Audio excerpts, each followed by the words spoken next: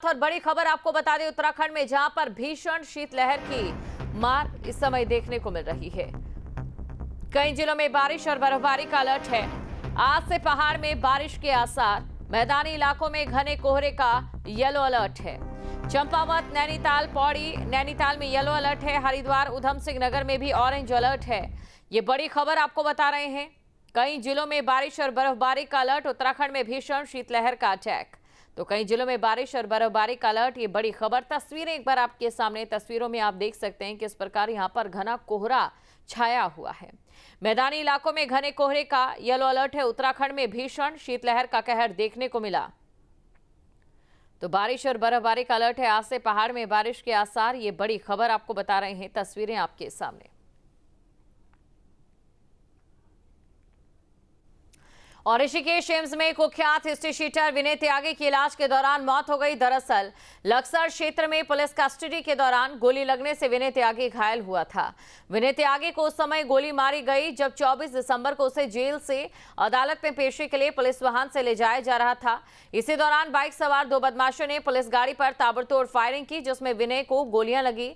घटना के बाद विनय त्यागी को गंभीर हालत में पहले देहरादून के अस्पताल में भर्ती कराया गया।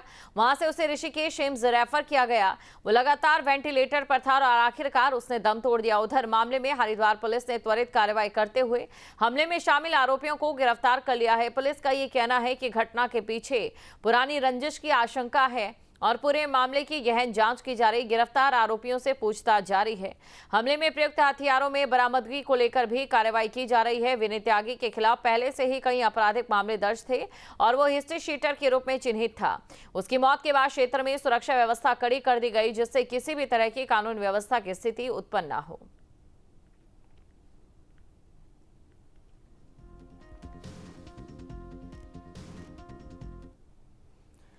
और चलिए अब बात करेंगे हरिद्वार से बड़ी खबर की। ऑपरेशन काल नेमी के तहत पुलिस की कार्रवाई। अलग अलग थाना क्षेत्र से 105 लोगों पर की गई कार्रवाई।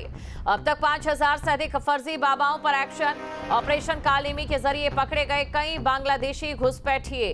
हरिद्वार से खबर आपको बता रहे हैं, जहां पर अलग अलग थाना क्षेत्र से 105 लोगों पर कार्रवाई की गई है। अब तक 5000 से अधिक फर्जी बाबाओं पर एक्शन लिया गया है।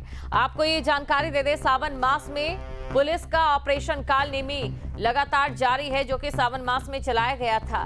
ढोंगी बाबाओं को पकड़ा जा रहा है और साथ ही कई ऐसे लोग पकड़े गए हैं जो बाबाओं का भेष बनाकर लोगों को लूटने का काम कर रहे थे। ऑपरेशन काल नेमी के जरिए कई बांग्लादेशी घुसपैठिए भी पकड़े गए हैं।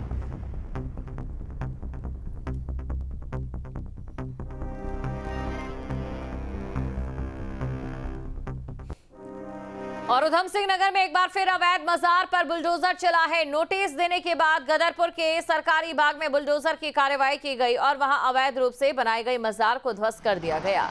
एडीएम पंकज उपाध्याय ने यह बताया कि डीएम नितिन भदौरिया के निर्देश में एसडीएम ऋचा सिंह ने सरकारी बाग में बनी अवैध संरचना को हटाने के लिए नोटिस दिया। 2 सप्ताह के बाद किसी ने नोटिस का जवाब नहीं दिया, जिसके बाद अवैध मजार को हटा दिया गया। बता दें कि धामी सरकार अब तक 570 ऐसे अवैध मजारों को हटा चुकी है और हाल ही में देहरादून से हरिद्वार रोड पर भी एक अवैध मजार को दून प्रशासन ने ध्वस्त किया था।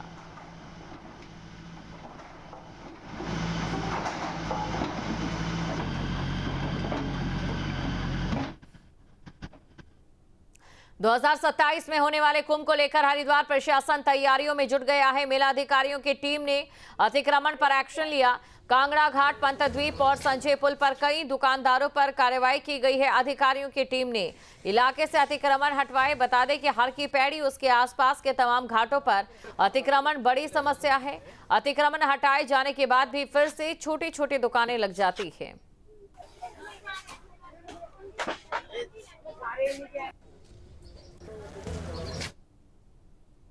और देहरादून में मंथन 2025 का आयोजन हुआ है। कार्यक्रम में मुख्यमंत्री पुष्कर सिंह धामी ने शिरकत की। यह शिखर सम्मेलन महिला सशक्तिकरण पर केंद्रित था, जिसमें राष्ट्रीय स्तर के नेताओं और गणमान्य लोगों ने हिस्सा लिया। इस दौरान सीएम धामी ने कहा कि पीएम मोदी के नेतृत्व में देश में महिलाओं के लिए कई काम हुए। महिला शक्ति को आगे बढ़ाने के लिए डबल इंजन की सरकार संकल्पित है। मातृशक्ति के कल्याण के लिए, उनकी सुरक्षा के लिए सरकार निरंतर काम कर रही है। चाहे महिलाओं को संसद और विधानसभाओं में 33% का आरक्षण देना हो, बेटी बचाओ बेटी पढ़ाओ अभियान हो, बेटियों की शिक्षा सुरक्षा को प्राथमिकता देना हो, या उज्ज्वला योजना के द्वारा महिलाओं को कठिन परिस्थितियों में चूल्हे के धुएं से मुक्ति दिलाना हो, जन धन योजना के द्वारा पहली बार बहनों को बैंकिंग प्रणाली से जोड़ना हो, स्टार्टअप योजना के माध्यम से लाखों महिलाओं को एंटरप्रेन्योर बनाना हो, लखपति दीदी योजना के द्वारा आत्मनिर्भर बनाना हो, या ट्रिपल तलाक जैसी कुप्रथा को समाप्त करना हो। ऐसे अनेक निर्णयों के माध्यम से आदरणीय मोदी जी ने मातृशक्ति का सम्मान सुनिश्चित करने का ऐतिहासिक काम किया है। आज आदरणीय प्रधानमंत्री जी के नेतृत्व में नए भारत की नारी शक्ति प्रत्येक क्षेत्र में अपनी मजबूत उपस्थिति दर्ज करा रही है। और चलिए बढ़ते अगली खबर की ओर, जहां अल्मोड़ा में अंकिता हत्याकांड के आरोपियों को कड़ी सजा दिलाने की मांग को लेकर कांग्रेस कार्यकर्ताओं ने कैंडल मार्च निकाला। इस दौरान कार्यकर्ताओं ने अंकिता को श्रद्धांजलि अर्पित की, 2 मिनट का मौन रखकर दिवंगत आत्मा की शांति के लिए प्रार्थना की। कांग्रेस नेताओं ने कहा कि अंकिता हत्याकांड ने पूरे प्रदेश को झकझोर कर रख दिया, लेकिन अब तक पीड़िता को न्याय नहीं मिल पाया है। साथ ही आरोप लगाया कि सरकार आरोपियों को बचाने का प्रयास कर रही है और मामले में न्यायिक प्रक्रिया में देरी की जा रही है। वहीं चेतावनी दी कि जब तक अंकिता को न्याय नहीं मिलता, दोषियों को सख्त सजा नहीं दी जाती, तब तक कांग्रेस का आंदोलन जारी रहेगा।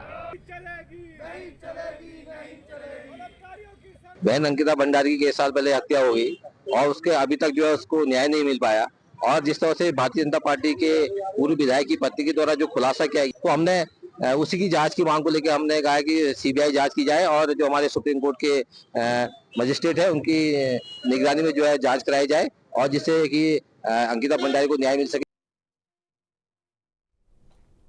और अल्मोड़ा से बड़ी खबर, 31 दिसंबर और नववर्ष को लेकर पुलिस अलर्ट, पर्यटक स्थलों पर बढ़ाई गई सुरक्षा व्यवस्था और अराजक तत्वों पर रहेगी कड़ी नजर। बड़ी खबर आपको बता रहे हैं अल्मोड़ा से, जहां 31 दिसंबर और नए साल को लेकर पुलिस पूरी तरह से अलर्ट है। पर्यटक स्थलों पर सुरक्षा व्यवस्था बढ़ाई गई है, तो सुरक्षा व्यवस्था को बढ़ाया गया है। अल्मोड़ा से ये बड़ी खबर आपको बता रहे हैं। अल्मोड़ा से बड़ी खबर, 31 दिसंबर और नए साल को लेकर पुलिस पूरी तरीके से अलर्ट मोड में है। पर्यटक स्थलों पर सुरक्षा व्यवस्था बढ़ाई गई। और सरोवर नगरी नैनीताल एक बार फिर पर्यटकों की आमद से गुलजार होने लगी। वीकेंड पर देश भर के पर्यटक नैनीताल, भीमताल, मुक्तेश्वर समेत आसपास के पर्यटन स्थलों का रुख कर रहे हैं।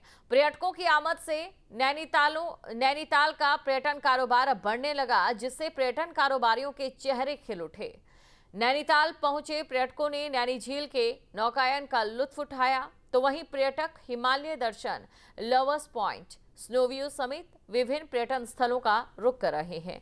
पर्यटकों की भीड़ से एक बार फिर सुनसान पड़े पर्यटक स्थल गुलजार हो गए हैं।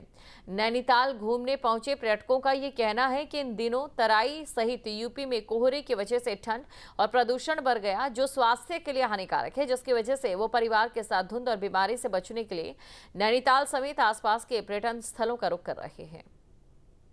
बहुत अच्छा लग रहा है मुझे। मैं तो लखनऊ से हूँ और मैं आई हूँ। मुझे यहाँ का जो वेदर है अभी बहुत बढ़िया है। नाइट में तो बहुत कोल्ड था, बट जो अभी दिन का वेदर है ऑसम, मज़ा आ गई मुझे बच्चे के साथ यहाँ पे घूमने में।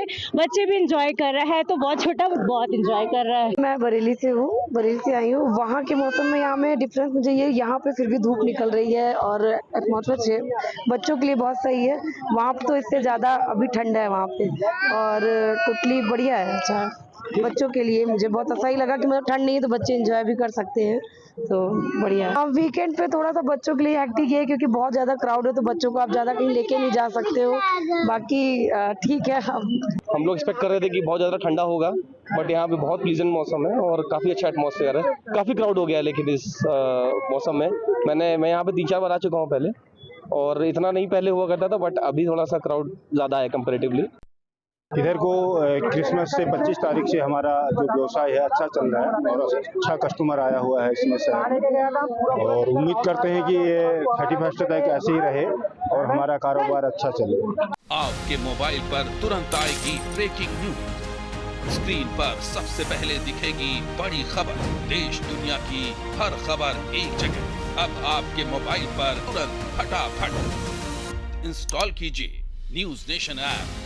और रखिए खुद को अपडेट।